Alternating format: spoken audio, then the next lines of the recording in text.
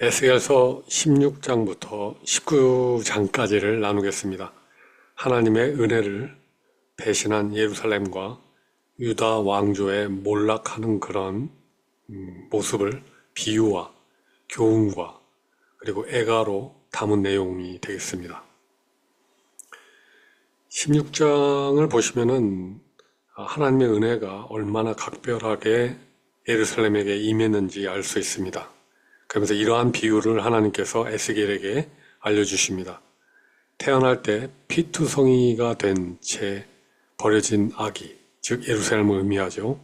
이 아기를 살아라 살아라 하시면서 그를 돌봐주고 그리고 성장시키고 그리고 그를 아름답게 해서 왕으로까지 삼으신 그러한 비유를 얘기하십니다. 내 옷으로 너를 덮어 벌거벗은 것을 가리우고 내게 맹세하고 언약하여 너로 내게 속하게 하였다. 이러면서 너를 왕으로 삼았다. 이런 말씀을 하십니다. 하나님의 은혜가 얼마나 크신지요. 여기 보면 누더기 옷을 입은 아이가 있는데 사실은 발가벗겨 이렇게 피투성이가 된 채 그 부모도 모르는 채 고아처럼 핏덩어리로 이 광야에 내버려진 존재, 그런 핏덩어리와 같은 아기와 같은 아무 힘 없고 보잘것없는 그런 아무것도 아닌 예루살렘을 그 벌거벗고 수치 많고 수치심으로 가득 차고 버려진 아기를 이렇게 내가 내 옷으로 그 벌거벗은 것을 가리우고 또 심지어는 맹세하시면서 언약까지 해주시고 내가 너를 왕으로 삼겠다. 너를 내 것으로 삼겠다라고 말씀하시니 얼마나 감사한 일이겠습니까? 내가 너에게 내 모든 것을 주어서 이렇게 장식품과 그 아름다운 그런 금은 보화로 너를 이렇게 치장해서 너를 아름답게 하였다. 이런 말씀을 하신 것이죠. 실제로 예루살렘은 솔로몬 시절에 아주 그 아름다움과 그 권세가 극에 달하죠. 그런데 예루살렘은 하나님을 배신하고 세상 왕들과 손을 잡습니다. 그런데 예루살렘은 자기의 아름다움을 자랑하고 우상 숭배에 빠지죠. 그래서 금은으로 우상을 만들고 심지어는 그 우상에게 자기의 장식과 옷들을 이렇게 입혀주고 그리고 자기 자녀를 죽여서 몰렉에게까지 바치는 그 몰렉이라는 우상에게 참 불구덩이에 희생 제사로 자기 자녀를 던지는 그런 일도 있었다는 것입니다. 그래서 뭐 주변의 강국인 이집트의 우상을 따르고 그 다음에 아시리아를 따르고 그 다음에 바벨론을 따르고 이런 음란한 일을 동일하게 계속해서 창녀보다 더한 배신 행위를 했다고 하나님께서는 알려주십니다. 창녀는 화대나 받지 너희들은 오히려 그들에게 너희들의 귀한 것들을 다 갖다 바치고 돈을 갖다 바치면서 창녀짓을 했으니 이거는 음부보다 더하다. 이렇게 말씀하시며 너희들은 심판받는 것이 마땅하지 않느냐. 내가 너희들을 이렇게 아름답게 치장해 주었건만 너희는 오히려 이렇게 자녀를 낳은 그 자녀를 이렇게 몰렉에게 어찌하여 희생제물로 바칠 수 있느냐 하면서 하나님께서 탄식하시는 그런 말씀을 놀라운 비유를 통해서 에스겔을 통해서 알려주십니다. 그리고요, 새 여인에 관련된 비유도 하십니다. 새 여인은 도시를 상징하는데요. 소돔과 사마리아보다 더 악한 예루살렘을 나타내시죠. 그래서 주인공인 예루살렘, 여기 예루살렘이 이제 주인공이죠. 그리고 너희 누나가 있는데 북쪽에 누나가 있는데 이게 사마리아라는 누나가 있다. 그리고 너 남쪽으로는 여동생이 있는데 소돔이라는 여동생이 있는데 사마리아와 소돔보다 네가 더 악하다. 이렇게 얘기를 하시면서 소돔의 죄악에 대해서 얘기를 합니다. 고대 가나안의 여기 사해 인근에 위치했던 소돔은 교만했고 음식이 풍족했고 또 상대적으로 주님을 섬기는데 게을렀고 그리고 가난하고 궁핍한 자들을 돕지 않고 그리고 오히려 가증한 일을 행했다. 그리고 예루살렘 너희들이 오히려 소돔을 우습게 생각했으나 그러나 예루살렘 너희들은 소돔보다 더한 일을 했다. 이렇게 모든 것을 다 나타내 주시죠. 사마리아는 어떠냐? 사마리아는 이제 북이스라엘의 수도죠. 이 북이스라엘과 남유다. 그러니까 이스라엘이 두 이렇게 두 나라로 쪼개지지 않았습니까? 북이스라엘과 남유다로. 그래서 남유다의 수도는 예루살렘이고 남유다의 수도는 예루살렘이고 북이스라엘의 수도는 사마리아였죠. 근데 북이스라엘의 수도 사마리아 그 여인을 봐라. 걔네들은 우상 숭배하고 불순종으로 너희들보다 먼저 멸망했다. 그렇지만 예루살렘 너희들의 죄보다는 절반밖에 되지 않는다. 하면서 이렇게 예루살렘보다 죄가 더 적었다. 사마리아가. 그러면서 이제 예루살렘 너희들은 택함을 받고도 더 타락한 자다. 이렇게 분명하게 드러내 보이십니다. 사마리아와 소돔보다 더 가증한 일, 우상 숭배, 영적 간음, 자녀를 희생하고 언약을 배반한 그 모든 것을 다 드러내시죠. 그래서 너희들을 심판할 수밖에 없다. 이렇게 얘기를 하시고 심판한 이후에는 너희를 정화시킨 이후에는 내가 너희들을 회복하게 할 것이다. 이렇게 얘기하시면서 그런데 내가 너희들을 회복시키는 이유는 너희들이 의로워졌기 때문이 아니다. 내가 너희들과 언약한 것을 기억하기 때문에 언약을 기억하시는 하나님의 신실하심 때문에 이 회복이 이루어진다라고 알려주시죠. 하나님은 옛 언약을 기억하실 뿐만 아니라 새롭고 영원한 언약을 세우실 것을 이들에게 약속하십니다. 예루살렘이 그리고 용서와 회복된 후에는 자신이 얼마나 부끄러운 짓을 했는지 기억하고 낮아지게 될 것을 이렇게 알려주십니다. 17장에서는요, 두 마리 독수리 비유를 통해서 예루살렘의 멸망에 대해서 예고를 하십니다. 큰 독수리가 있다. 여기 큰 독수리라는 바벨론 왕을 의미하고요. 그리고 레바논 백향목에서 높은 가지를 꺾었다. 근데 여기 보면 백향목이란 유다 왕국을 뜻합니다. 그 유다 왕국에서 높은 가지란 뭡니까? 그 유다 왕국에서 높은 가지들. 그건 바로 유다 왕, 그 시대의 유다 왕인 여호와긴과 그 왕족들. 그들을 꺾어서 바벨론으로 데려갔다. 이 큰 독수리가요. 높은 가지를 꺾어갖고 데려갔고 옥토에는 그 땅의 종자를 심어서 큰 물가에 심어가지고 바벨론에 의존하게 해서 그나마 좀 살게끔 했는데 그런데 이 포도나무는 바벨론이 아닌 다른 독수리, 즉 이스라엘의 주변에서 그나마 그동안 꾸준히 자기네들이 의존했던 이집트를 향해서 조공을 바치면서 그들에게 도와달라.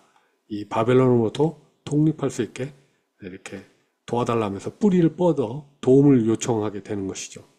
결국 이 배신 때문에 나무는 뽑혀 말라버리게 될 것이다 라고 예고하시면서 3차 바벨론 침공으로 인해서 유다가 완전히 멸망할 것을 예고하십니다.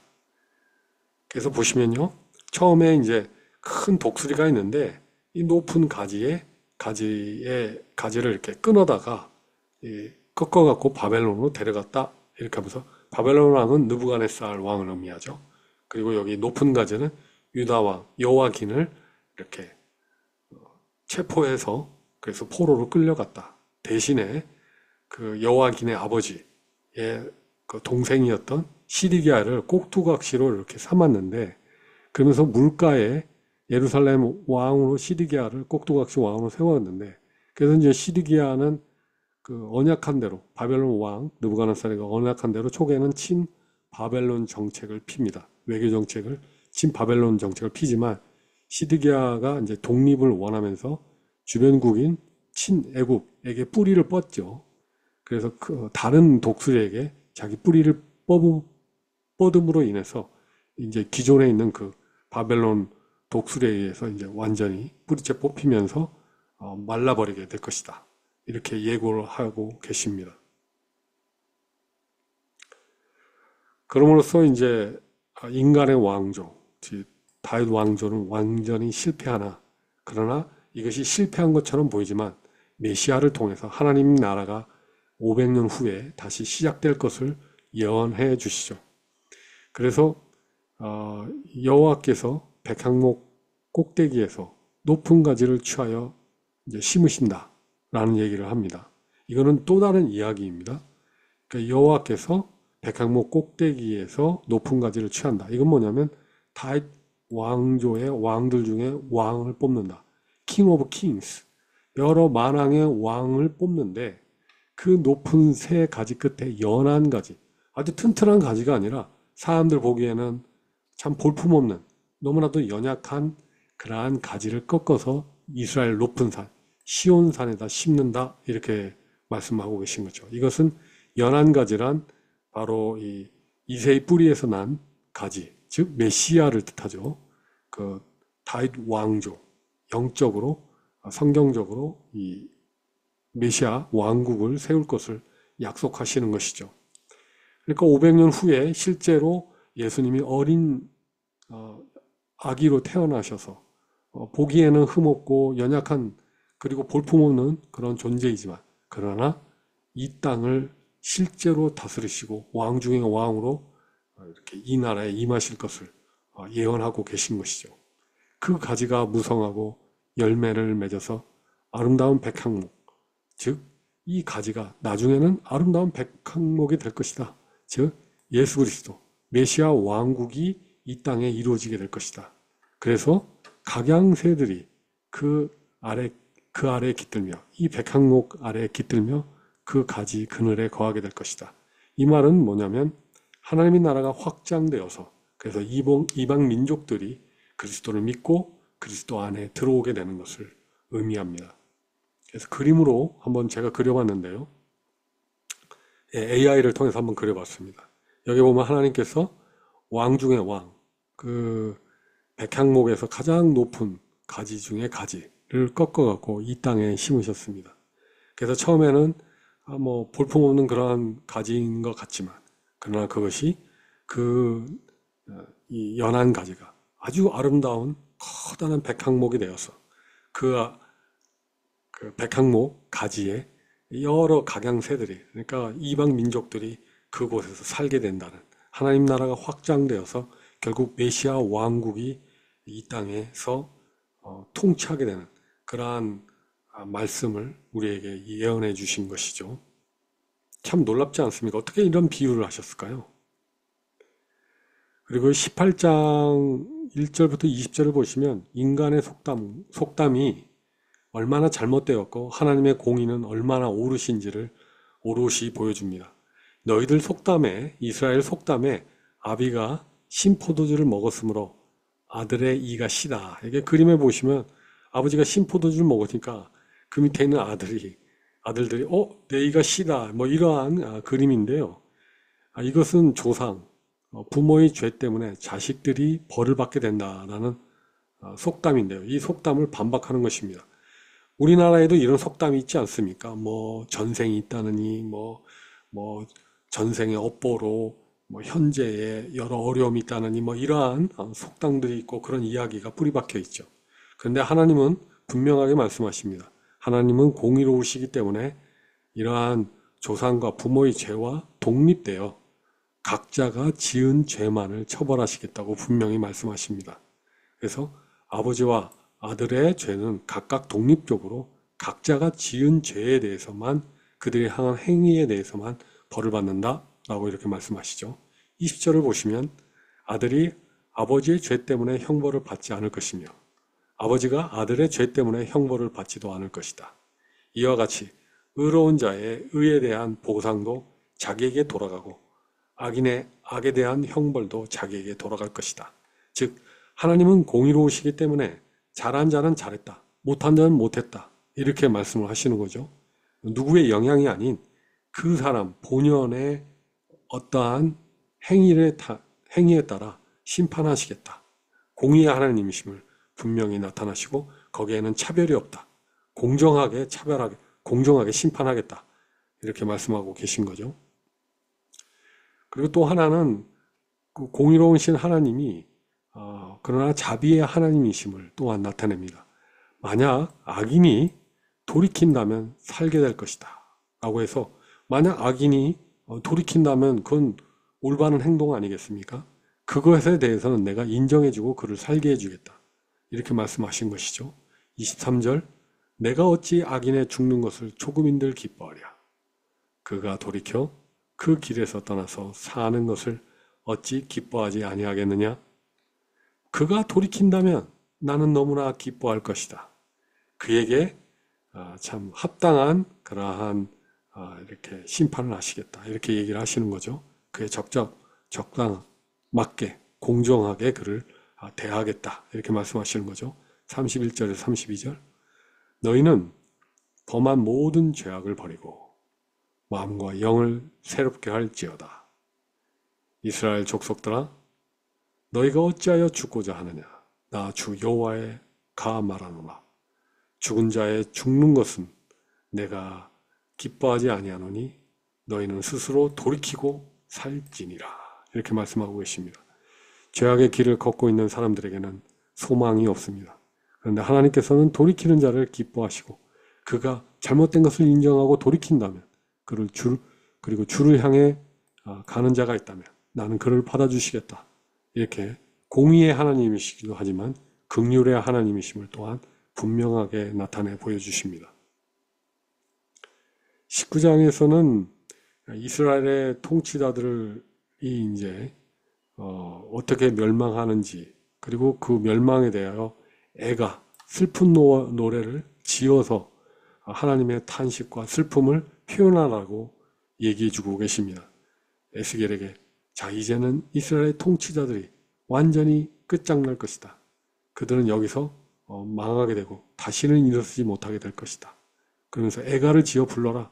그래서 하나님이 얼마나 예루살렘을 사랑했고 또 그들이 죄를 얼마나 탄식하고 계시는지 그렇지만 그들이 회개하고 돌아오기만을 소망하시는 그러한 애절한 슬픔이 담겨진 그러한 애가를 지어서 그들에게 분명하게 알려라. 회개하고 돌아올 것에 대해서 촉구하시는 그러한 내용의 애가의 글을 19장에서 나타내 보여주고 계십니다. 암사자를 비유하시는데요. 암사자가 있다. 암사자에는 여러 새끼 사자들이 있는데 그 중에 한 새끼 사자를 길러서 그리고 그가 이제 젊은 사자가 되었는데 그 젊은 사자가 사람까지 잡을 정도로 굉장히 강력하게 되었는데 그런데 어찌된 일인지 애굽에게 잡히어서 포로로 끌려가게 되고 그 젊은 사자가 돌아오지 않자 두 번째 사자를 다시 양육해서 키웠건만 그 사자도 바벨론 갈고리에 묶여서 끌려가는 그러한 비유를 얘기하시면서 암사자가 새끼 사자들을 기른 것처럼 남유다 왕국이 왕들을 키웠지만 그들이 젊은 사자처럼 처음에는 백성들을 아주 괴롭히면서 기세등등했지만 그렇지만 결국 여호아하스는 어땠습니까? 여호아하스는 결국은 이집트에 참 끌려가게 됐죠. 그래서 이 이집트 바로에게 붙잡혀서 이집트로 끌려가 포로가 된 신세가 되었고요. 여호와기는 어떻습니까?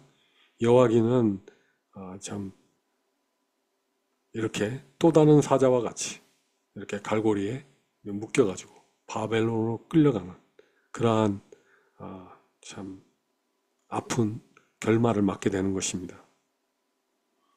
그리고 또 포도나무 비유를 통해서 완전히 이제 유다 왕조가 멸망할 것에 대해서 분명하게 또다시 말씀해 주십니다. 이것을 애가로 지어라. 이렇게 말씀하셨습니다. 풍성한 포도나무가 있다. 이 풍성한 포도나무는 이 유다를 의미합니다. 근데 그들이 잘못으로 인하여 분노한 손이 즉 하나님 심판에 의해서 그들이 뿌리가 뽑혀져서 동풍이 뭡니까? 동쪽에서 이제 동풍이 불어온다는 것. 동풍은 동쪽에 이제 바벨론 군대가 쳐들어와서 그 열매를 마르게 하고 그리고 그들을 메마른 땅 회복이 없어 보이는 절망적인 상황 즉 바벨론 포로주로 그들을 끌고 가게 된다. 그리고 강한 가지는 이제 나지 못하게 된다. 이렇게 얘기하시면서 유다 왕조의 멸망이 분명함을 얘기해 주고 계신 거죠. 그래서 애가를 좀 더 제가 정리해 보았습니다. 강가에 뿌리 내린 포도나무 얼마나 번성했던가 얼마나 번성했으면 왕관과 같이 가지가 이렇게 멋있게 이렇게 풍성하게 피었지만 그러나 불이 가지를 다 태우고 동풍에 뿌리까지 뽑혔네. 메마른 땅에 나무가 심겼으나 열매도 가지도 없다. 완전히 끝장난 유다 왕조를 애가를 불러 참 탄식하고 또 탄식하는 그러한 말씀을 19장에서 알려주고 계십니다. BC 586년 예루살렘 멸망 후 다윗 왕조는 더 이상 왕을 세우지 못했습니다. 바벨론, 페르시아, 로마의 속국이 되어버렸죠. 그렇지만 비록 다윗 왕조는 망했으나 성경대로 메시아를 통해 왕위가 계승됩니다. 즉 500년 후에 이제 주님께서 이 땅에 오셔서 다윗의 후손으로 오셔서 왕위를 영원히 계승하는 그런 모습을 보여주고 계시죠. 예, 16장부터 19장까지를 요약해보면 하나님의 탄식과 하나님의 부르심을 우리는 알 수 있습니다. 16장, 내가 핏덩어리로 버려진 너를 태어날 때부터 키우고 사랑했건만 너는 나를 버리고 주변 나라를 의지했다. 너는 내 언약 대신 정치와 외교, 사람의 지혜, 사람의 힘을 택했으니 어리석은 자다. 18장, 남 탓하지 말고 자기를 탓하며 돌이켜라. 나는 공의의 하나님이다. 19장, 너희가 기대던 그 통치자들, 지도자들은 다 무너질 것이다. 그들이 지금 어디에 있느냐? 이제 진정 나를 알라. 하나님은 우리를 처음부터 사랑하셨건만 우리는 어떻습니까? 우리는 그 사랑을 배신하고 세상을 택했습니다. 그러나 하나님은 배신한 우리를 위해 공의로 우리의 교만과 간음과 죄들을 드러내시고 사랑으로 책망하시며 심지어 애가를 지어 탄식하십니다. 지금도 하나님은 아들의 피로 세우신 새 언약 안에서 우리를 향해 양팔을 벌리고 계십니다. 이제 하나님 품으로 돌이킬 때입니다. 그 품에 생명이 있습니다. 그 품에 영생이 있습니다.